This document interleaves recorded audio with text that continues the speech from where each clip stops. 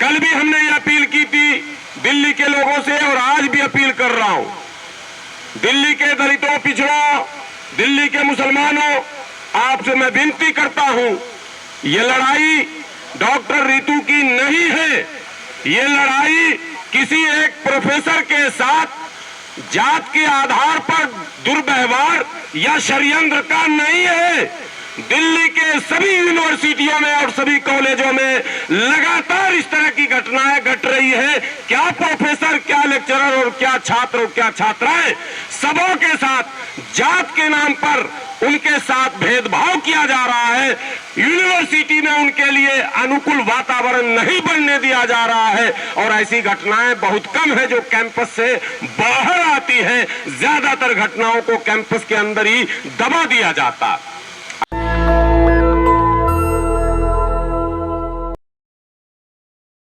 ये धरना न्याय के लिए, इंसाफ के लिए, संविधान का राज स्थापित करने के लिए और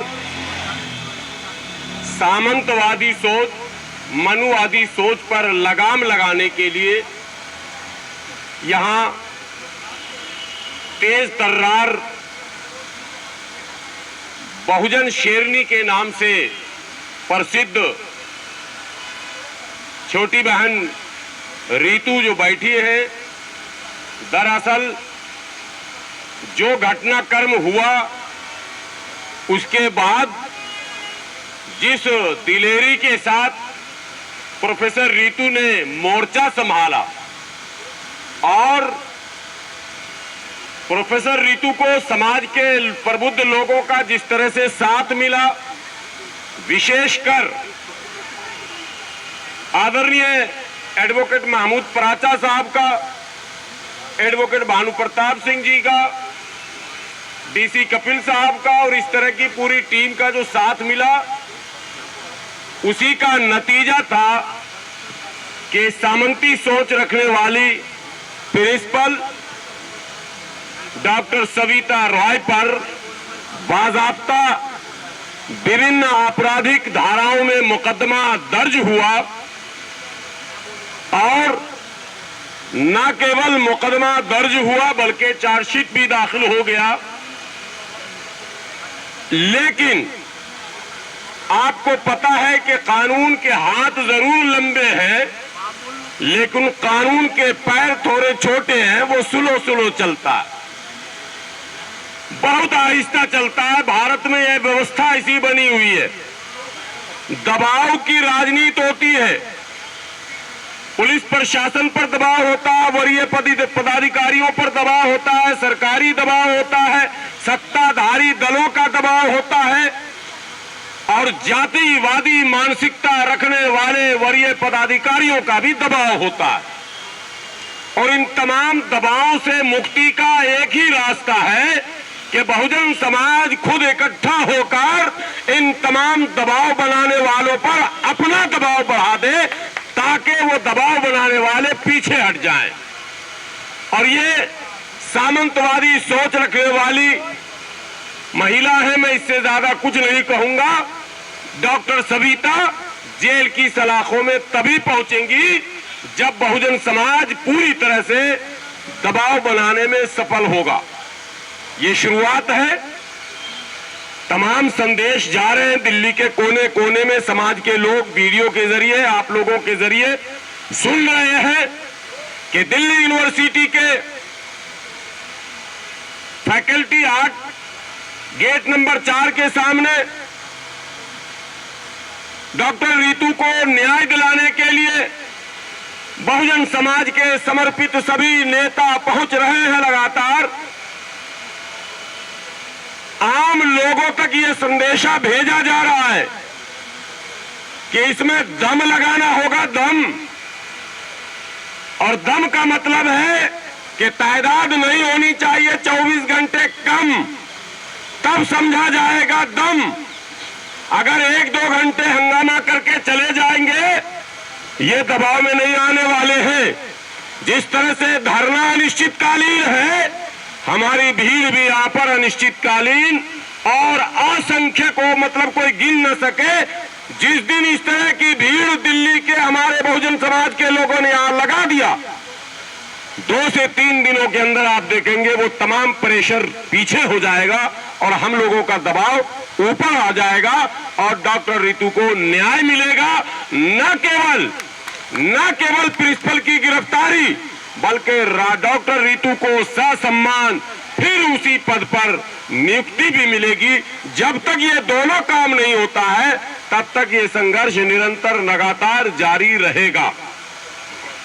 आज हमारे बच्चे भी आना चाह रहे थे रात में कि भाई आज शाम में हम लोग आएंगे और रात में रहेंगे, लेकिन सुबह से मैं निकला हुआ हूं बाहर और निकला रहा। फिर अचानक प्रोफेसर सुलेमान साहब के दिल्ली आने की खबर मिल गई। फिर यह प्रोग्राम हुआ कि हम लोग सब साथ चले, तो भाई तेज सिंह जी के साथ हम लोग, प्रोफेसर सुलेमान साहब, रफी साहब और कई साथी हमारे, सूरज ठेकेदार साहब, सभी लोग हम लोग यहां आए हैं। आज 9-10 लोग।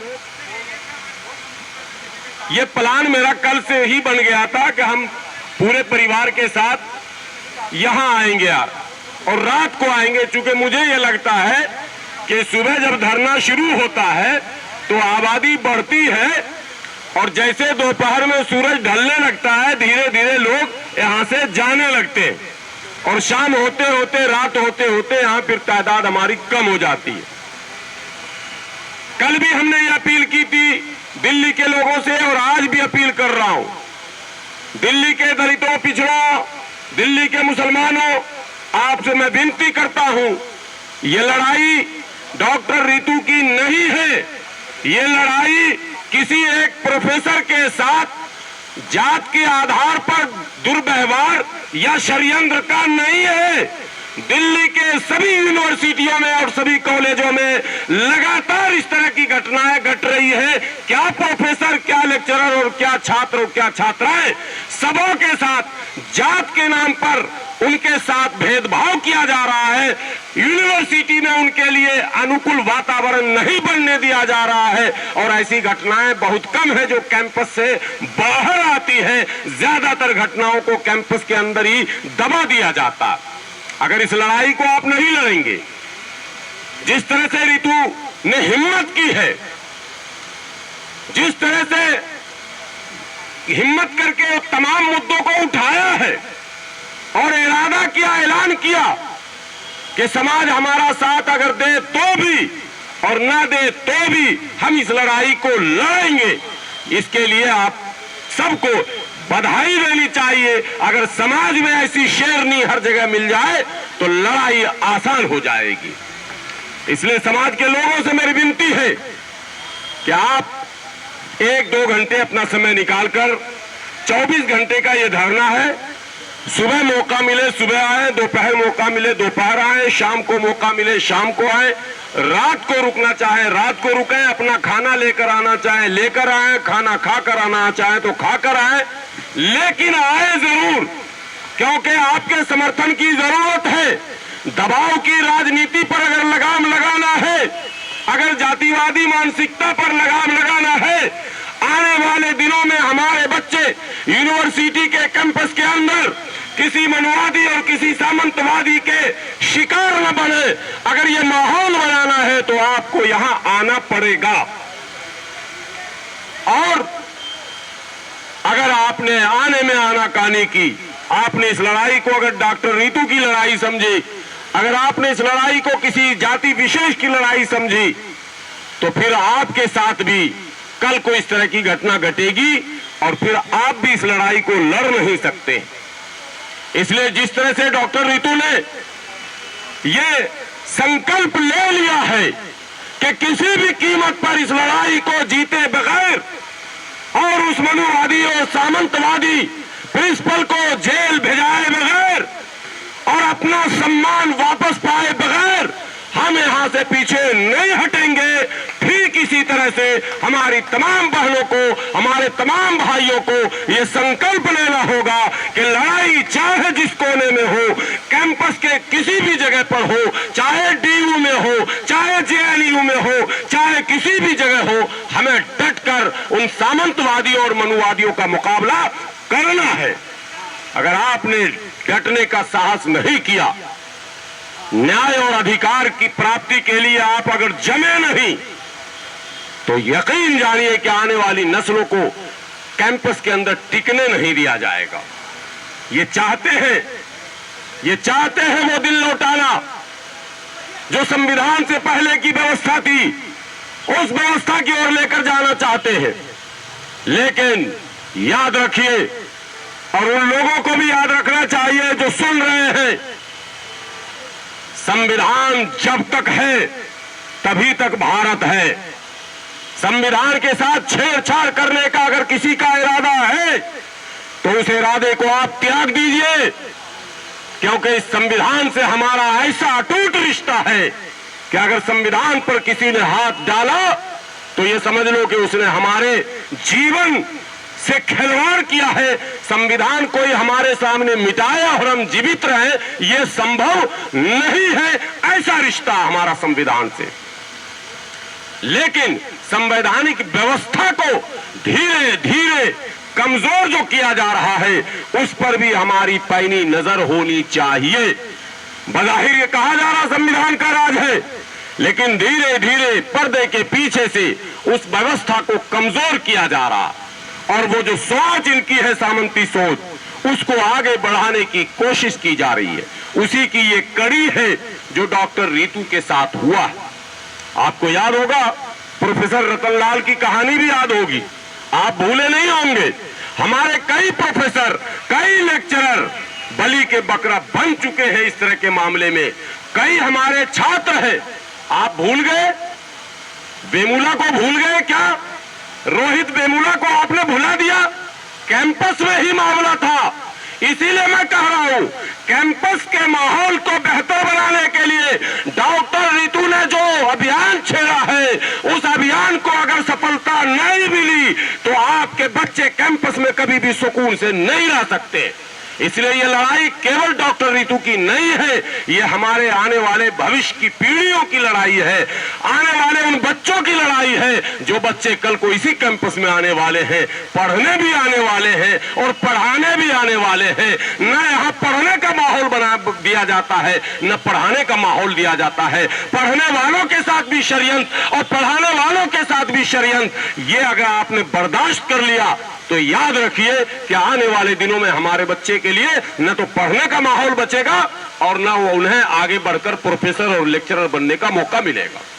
इसलिए इस लड़ाई में मैं पुनः अपील करता हूं दिल्ली के तमाम बहुजनों से कि आप जरूर इसको फर्ज समझकर, सामाजिक दायित्व समझकर इस लड़ाई को आप अपना समय निकालें। आप चाहे 2 घंटे 4 घंटे निकालें, लेकिन आप आए और डॉक्टर रितु के इस मनसाहसिक लड़ाई को बल प्रदान करें और इसके जीत में आप भी हिस्सेदार बने, ताकि कल को आप कह सकें कि ये जो ऐतिहासिक लड़ाई जीती गई है, इसमें मैं भी हिस्सा लिया था। इसी अपील के साथ मैं अपनी बात को समाप्त करता हूं और आप तमाम भाइयों से गुजारिश करता हूं कि जो हमें आदेश मिलेगा, मैं पूरी तरह से कल से ही तैयारी में हूं कि इस धरने में हमें पूरा समय देना है। नेशनल दस्तक की आपसे गुजारिश है कि अगर इसको बचाना चाहते हैं तो नेशनल दस्तक को सब्सक्राइब करने के लिए रेड कलर के सब्सक्राइब बटन को दबाएं, फिर बेल आइकन की घंटी दबाएं। नेशनल दस्तक को बचाने के लिए बहुत जरूरी है कि हर खबर को शेयर करें, लाइक करें, कमेंट जरूर करें।